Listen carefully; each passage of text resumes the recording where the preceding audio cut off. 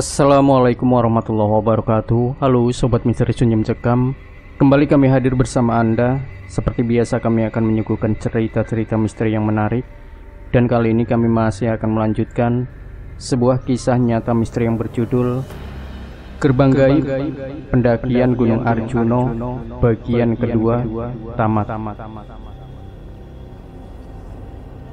Hei saudara, di dalam tubuhku kotor. Itu ada apanya ya? Tanyaku. Ada sampah belukarnya mungkin, jawab Mamat sambil tertawa. Matayu, jawabku. Udah gak usah dipikir, bapaknya itu mungkin cuma mengada-ada saja. Gak ada apa-apa, ujar Ozzy. Oh ya? Tanyaku. Iya, ya udah gak usah dipikir. Kalau kamu mikirin terus ngelamun, malah bisa kesurupan nanti, ujar Ozzy. Kami pun terus jalan mengikuti Pak Andi yang jalan begitu cepat. Jalanan kembali menanjak tajam dengan kemiringan yang curam.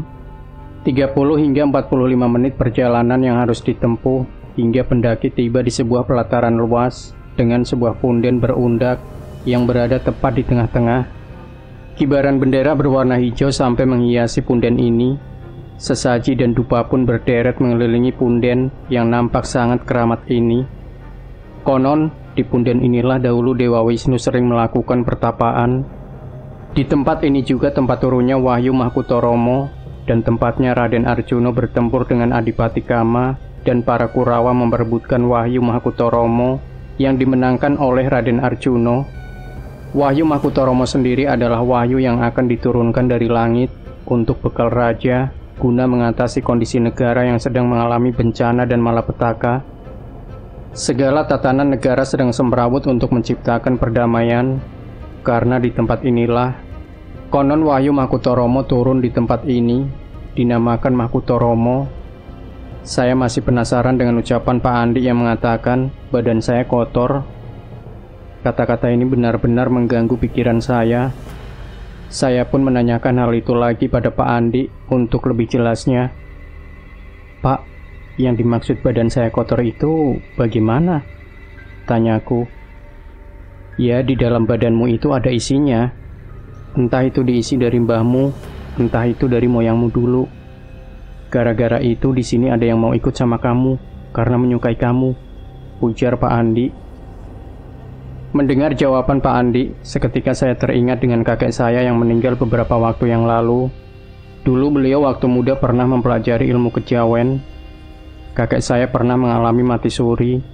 Ketika itu beliau sakit, kemudian meninggal. Ketika sedang menunggu waktu mau dimandikan, kakek saya tiba-tiba menggaruk-garuk pantat, kemudian bangun, lalu jalan ke kamar mandi, pipis.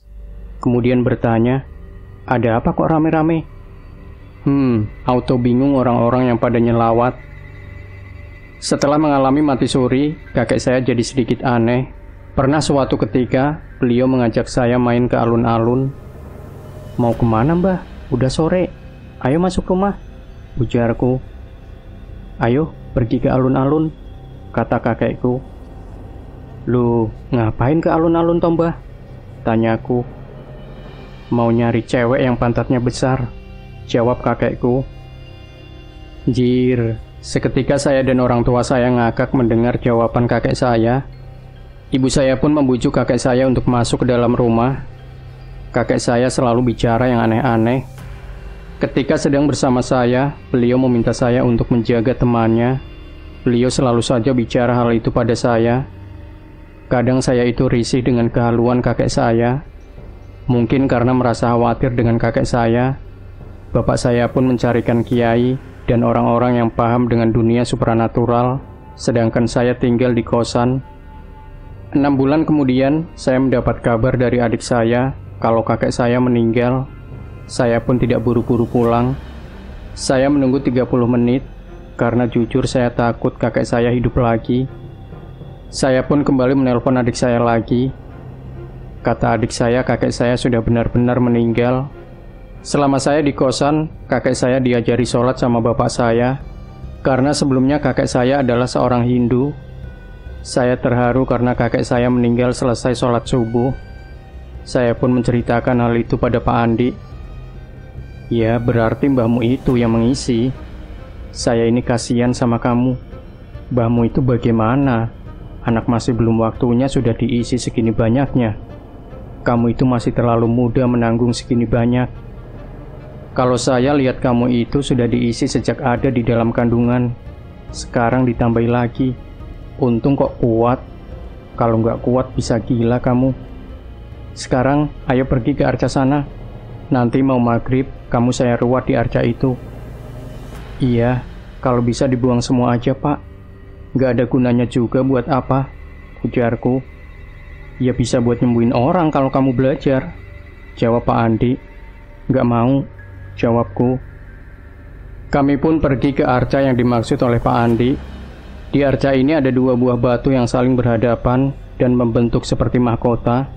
Pak Andi dan saya duduk di atas batu, sedangkan Ozzy diminta Pak Andi berdiri di belakangku untuk berjaga-jaga kalau saya jatuh ke belakang. Saya duduk bersila di depan Pak Andi, sementara Pak Andi mulai menyalakan dupa dan membaca doa, lalu memegang kening saya, kemudian mengeluarkan keris dan menempelkan di perut saya. Saya langsung batuk-batuk. Ozzy memegangi pundak saya. Setelah kira-kira 15 menitan lah, kemudian selesai, dan kami pun kembali ke shelter. Sambil nunggu waktu maghrib, saya dan teman saya pun berkeliling melihat-lihat arca-arca yang ada di Makutoromo. Di shelter ini ada 2 orang lagi, satu ibu-ibu dari Jakarta yang katanya mau nyepi di sana, tirakat untuk anak-anaknya, bersama dengan temannya Pak Andi yang sedang menemani ibu itu menyepi. Ibu itu bilang, di sini sudah 2 minggu. Kalau yang bapak temannya Pak Andi, beliau itu asli orang sini, sering nyepi di sini. Kebetulan ini bulan Suro, dia berada di sini sampai habis bulan Suro. Kami pun membantu temannya Pak Andi mencari kayu bakar di dekatnya Candi Sepilar yang tidak jauh dari Makutoromo. Dibutuhkan waktu 15 menit, maka sudah sampai di sini. Ada 3 buah arca dengan wajah yang menyeramkan. Tepat di tengahnya terdapat sebuah jalur menanjak dengan bebatuan yang tertata rapi. Konon arca berjumlah 9 ini merupakan sosok yang menjaga daerah Sepilar ini.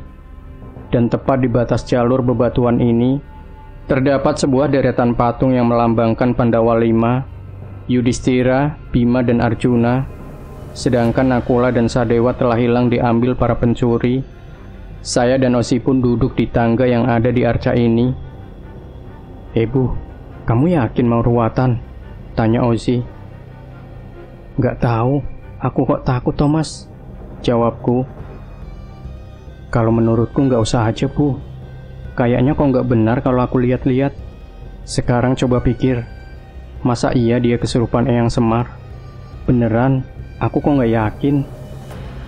Nggak tahu kenapa aku ngerasa aneh aja. Orangnya kok bisa tahu kamu diisiin sama mbahmu sejak dari dalam kandungan itu dari mana? Ketemu kita aja baru sekali. Ya mungkin benar mbahmu dulu pernah mempelajari ilmu kejawen. Tapi kan sama bapakmu sudah dicarikan kiai. Siapa tahu aja udah diruqyah, ilmunya mbahmu sudah dibuang. Nggak tahu kenapa aku itu lihat cara dia ngomong itu nggak yakin Bu. Seperti ada yang janggal aja gitu. Sekarang di sini jam 3 aja udah dingin. Kamu yakin nanti mau diruat, terus dimandiin nanti maghrib? Aku khawatir kamu kena hipo. Sekarang coba pikir, kalau menurut hati nuranimu, gimana? Tanya Ozzy. Jujur aja ya Mas, aku juga nggak yakin orangnya kesurupan Eyang Semar beneran atau enggak. Aku juga ngerasa ada yang aneh sih. Aku pernah lihat orang kesurupan nggak seperti Pak Andi itu. Tapi nggak tahu juga kalau kesurupan itu banyak modelnya. Tapi ada satu omongan yang aku pikir benar. Ya, tentang mbahku itu tadi loh Mas. Aku takut kalau ternyata diisi beneran. Aku nggak mau kalau seperti mbahku. Mau meninggal saja susah. Aku juga nggak yakin kuat mandi sore-sore di gunung apa enggak. Bingung aku, jawabku. Udah lakuin aja, biar cepat selesai. Daripada ribet, entah itu benar atau enggak. Doaku selalu menyertaimu saudaraku, ujar Mamat sambil menepuk-nepuk pundakku. Mata Yumat, jawabku. Lah, kan daripada ribet. Kali aja habis dimandiin kamu sakti saudara, ujar Mamat sambil tertawa. Ngomong lagi aku sobek-sobek mulutmu loh, kataku. Mamat pun tertawa sambil pergi ninggalin kami. Dia mulai asik berfoto dan bikin video alay. Mas, itu ada perempuan pakai baju pink, siapa? Di hutan kok pakai gaun? Nggak salah kostum. Masa itu Uti? Tapi kok nggak hijab? Ujarku yang tiba-tiba melihat seorang perempuan sedang jalan-jalan. Bukan itu kalau Uti, Bu. Mbaknya itu mungkin pendaki yang masih newbie, jawab Osi. Kami lihatin terus perempuan itu. Dia jalan ke arah 2 pohon cemara yang berjejer di sebelah timur, nggak jauh dari Arca. Dia pun jalan ke arah situ, dan pandangan kami terhalang pohon cemara. Kami lihatin terus perempuan itu, tapi nggak muncul lagi. Yang muncul malah orang, semakin lama semakin banyak. Bu, kok banyak yang mondar-mandir di sana lihat kamu? Ujar Osi. Oh, mbaknya tadi kemana? Kok nggak keluar-keluar? Tanyaku. Nggak tahu, jawab Osi. Temannya Pak Andi, maaf saya lupa namanya, ikut kita duduk di tangga sepilar setelah keluar dari semak-semak. Sedangkan Mamat masih asik bikin video alay. Pak, itu kayunya udah diikat, ujar Osi. Iya Le, nanti dibawa ke shelter, jawab temannya Pak Andi. Pak, di sini kok banyak orang mondar-mandir, Pak, kata Osi. Kamu kelihatan, Tole, tanya temannya Pak Andi. Iya, Pak, jawab Osi. Emangnya kenapa, Pak? Itu kan memang banyak orang, tanyaku. Di sini itu dulu katanya tempat ini ada desanya, terus hancur karena musibah. Pohon cemara 2 yang berdampingan itu gerbangnya. Jadi ya nggak heran kalau kamu melihat banyak orang di sini, ujar temannya Pak Andi. Oh alah, gitu ya Pak. Bapak kalau pas di sini sendirian, enak dong Pak, banyak tetangganya, kata Ozi sambil ketawa. Iya, banyak tetangganya, banyak temannya tapi nggak bisa diajak ngomong, jawab temannya Pak Andi. Kami pun menceritakan kepada temannya Pak Andi kalau kemarin malam kami bertemu seseorang yang seluruh badannya dipenuhi bulu dan wajahnya sedikit mirip kera. Kata temannya Pak Andi, gunung ini memang ditunggu oleh keturunannya Hanoman dan Bambang Wisanggeni yang merupakan anak dari Arjuna dengan Batari Dresanala. Pada ngomongin apa sih ini? Tanya Mamat. Kepo kamu, jawabku. Sudah, ayo balik, sudah sore, ujar temannya Pak Andi. Kami pun kembali ke shelter. Mamat dan Osi membawakan kayu bakar milik temannya Pak Andi. Pas sampai di shelter, saya dipanggil sama Pak Andi.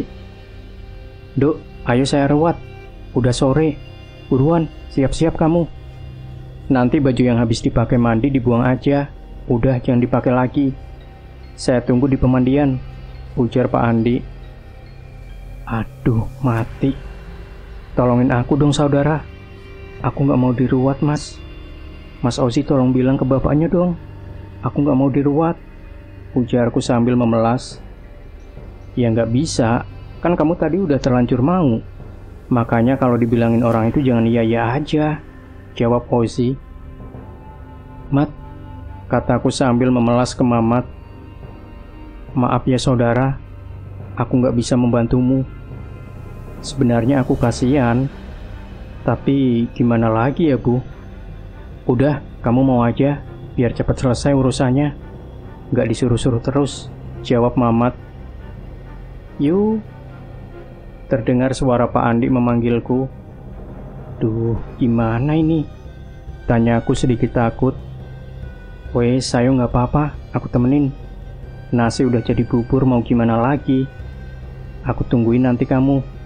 Kalau orangnya kurang ajar sama kamu, aku hajar dia, kata Osi. Iya saudara, tenang aja, kita jagain, ujar Mamat. Saya pun menghampiri Pak Andi ditemani Osi dan Mamat. Sesampainya di pemandian, Pak Andi baca doa, lalu saya dimandiin air kembang sama Pak Andi. Masya Allah, langsung otak saya berasa beku. Maghrib-maghrib di atas gunung, gak mandi aja udah dingin, ini malah dimandiin. Airnya kayak es lagi, udah gitu dikeramasin lagi. Langsung kaku semua rasanya badan saya. Yuh, aduh pak, udah pak. Ujarku baru aja satu guyuran. Sebentar, udah gimana, biar bersih. Belum dikeramasin juga, jawab Pak Andi. Astagfirullah, dingin pak tulangku, rasanya gemeteran, kataku. Semangat saudara, aku nggak tega, ujar Mamat. Sabar ya, sebentar lagi selesai, kata Pak Andi sambil terus menyiram badan saya. Iya pak, udah dong pak. Nangis lu aku nanti pak, ujarku sambil gemetaran. Akhirnya penderitaan pun selesai sudah. Osi memberiku pakaian ganti dan handuk. Setelah ganti pakaian, pakaian saya yang basah dibuang ke jurang yang gak terlalu dalam di dekat pemandian. Setelah itu kami kembali ke shelter. Aku jalan sambil gemetaran. Cir, udah kayak robot aja. Sampai di shelter saya pun langsung diajak Osi duduk di depan api. Sama temannya Pak Andi saya dibuatin teh hangat, dicampur dengan tolak angin biar nggak hipo. Singkat cerita, paginya saya teringat kalau di saku celana saya ada uang 100.000 kalau nggak salah. Hemat, kemarin di saku celanaku ada uang 100.000. Lupa nggak aku ambil, celananya dibuang, ujarku. Ambil yuk, lumayan 100.000. Nanti turun bisa buat beli sate, kata Mamat. Iya, ayo lo, jawabku. Kami pun pergi ke tempat kemarin kami membuang pakaianku. Pas menuju ke sana, Mamat ngelihat ada burung. Dia pun jalan sambil meleng ngeliatin burung. Buah. Dia jatuh tersungkur ke sandung akar pohon. Saya pun langsung ketawa. Aduh, sakit, ujar Mamat. Syukurin, salah sendiri jalan meleng, kataku sambil ketawa. Ih, ini apa? Ujar Mamat sambil ngeliatin tangannya yang kotor. Hendeng gendeng, tai kumat. Ih, iya ye, kataku. Masa sih tai? Tanya Mamat sambil mencium tangannya. Hah, iya, tai cuk, kata Mamat sambil diusapkan tangannya ke tanganku. Kurang ajar, ngapain kamu usapin ke aku, Deng? Ujarku sambil menjambak rambutnya. Aduh, sakit goblok. Biar sama-sama ngerasain baunya. Menjijikan. Tainya siapa sih ini? Tanya Mamat. Nggak tahu, Mat. Jawabku sambil jalan ninggalin dia pergi ke pemandian cuci tangan. Mamat pun mengikutiku jalan di belakangku. Saudara, celananya mana? Kok nggak ada? Tinggal bajunya aja, ujarku. Paling digondol pedes. Mungkin dibawa monyet. Ayo balik, kata Mamat. Kami pun kembali ke shelter dan bersiap-siap ke puncak Arjuno. Kami ditemani oleh Pak Andi yang katanya ingin berdoa di atas puncak. Kami membawa beberapa makanan ringan dan air. Persiapan pun selesai, dan dari Makutoromo kami memulai perjalanan kami menuju ke Candi Sepilar. Kami menaiki tangga-tangga yang sebelumnya kami duduk-duduk di tempat ini. Candi Sepilar ini dikawal oleh 9 arca yang menggambarkan raksasa yang sedang mengawal Pandawa. Suasana angker dan menyeramkan sangat terasa. Kami berjalan meniti jalan setapak yang dikelilingi patung-patung buto. Katanya sih di Sepilar inilah juga terdapat pasar setan atau pasar Dieng, seperti halnya di Gunung Lawu atau Gunung Merbabu. Ih, merinding aku lewat sini. Menakutkan wajah patungnya. Gak santuy sekali, pada menyebalkan semua. Kayak mau ngajak tawuran, ujar Mamat. Kapan kamu gak merinding itu, Mat? Perasaan kamu itu merinding terus. Kamu ingat pas di Putuk Lesung, dirimu kebelet boker. Padahal aku cuma ngomong genderuwo. Terus aku tinggalin sembunyi. Kamu lari sampai celanamu belum dinaikkan. Lari sampai jatuh-jatuh, ujarku sambil ketawa. Kaget goblok, WC-nya horor. Emang dirimu itu teman gikili. Celanaku belum aku naiki, tapi kan aku pakai sarung, jawab Muhammad sambil nonjok lenganku. Parah kalian itu, para kaum halu, ujar Ozi sambil ketawa. Kami pun lanjut jalan menuju arah kanan menyusuri satu bukit, sampailah di Candi Wesi. Katanya sih dulu semasa Bung Karno masih muda dan belum menjadi Presiden RI, beliau sering ke Candi Wesi ini. Di sini bisa dilihat 3 arca Pandawa. Dahulunya terdapat 5 buah patung, namun patung Nakula dan Sadewa telah hilang dicuri. Di sebelah kiri bangunan candi sepilar, bisa dilihat sebuah kuburan yang menurut cerita merupakan tempat moksanya Eyang Semar. Pada bulan Suro, tempat ini banyak didatangi para penganut aliran kejawen untuk memohon doa bagi keselamatan hidupnya. Kami pun break beberapa menit di sini, kemudian lanjut jalan menuju ke Candi Mangunggale. Candi ini hanyalah sebuah batu yang ditata seperti pondasi, yang di atasnya terletak sebuah marmer yang bertuliskan huruf Jawa, dan di bawahnya lagi tertulis Suradira Jaya Diningrat, Lebur Dining Pangastuti, kejahatan pasti kalah oleh kebaikan. Dan di bawah tulisan ini tersebutlah nama Maharsi Agung Prawira Harjana. Katanya sih dia ini adalah pengikut setia Bung Karno. Dari Candi Manunggali Suci, kita berjalan ke arah kiri mendaki Bukit Terjal di antara pohon-pohon pinus. Dengan menyusuri punggungan bukit, jalan setapak berada di pinggiran jurang dalam yang berbatuan, dan deru angin kencang serta kabut sering muncul menambah seramnya suasana. Mendaki di jalur ini harus ekstra hati-hati.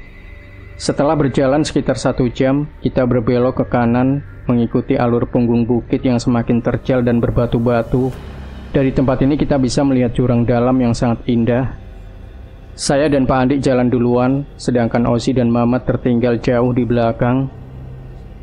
"Bu," terdengar suara Osi memanggilku. "Ayo aku tungguin di sini," jawabku sambil teriak. Saya menunggu Mamat dan Osi beberapa menit, sedangkan Pak Andi jalan duluan. Heran, dia kok bisa jalan secepat itu, padahal treknya nanjak. Kayak nggak punya capek. Di sini sangar ya. Rasanya aura dewaku muncul," ujar Mamat. "Dewa halu ya?" tanyaku. "Kurang ajar." Sekarang aku itu udah jadi dewa," jawab Mamat. "Sejak kapan jadi dewa? Kok aku nggak tahu?" tanyaku. "Semenjak kita naik ke Semeru, sejak itu aku udah jadi dewa," jawab Mamat. "Kok bisa?" tanyaku lagi. "Ya iyalah, kan puncak Semeru itu puncaknya para dewa. Pas aku udah sampai puncak para dewa, aku jadi dewa." "Kamu kalau manggil aku nggak boleh Mamat, harus Dewa Mamat," jawab Mamat. Saya pun ketawa mendengar ucapannya Mamat. Samerdekamu ayolah saudara. "Ayo Dewa, lanjut," ujar Osi sambil tertawa terbahak-bahak. Kami pun melanjutkan perjalanan. Dengan berjalan sekitar 2 jam menyusuri punggung bukit yang berbatuan, kita akan sampai di pertemuan 2 buah punggung bukit. Kemudian kita menyusuri lereng jurang yang mengitari puncak Arjuna. Setengah jam kemudian, dengan mengitari puncak Arjuna yang banyak batu besarnya, selanjutnya kami harus menempuh padang rumput yang banyak ditumbuhi bunga edelweiss dan cantiki. Saya dan Mamat jalan sambil makan nyemilin daun cantiki yang masih muda.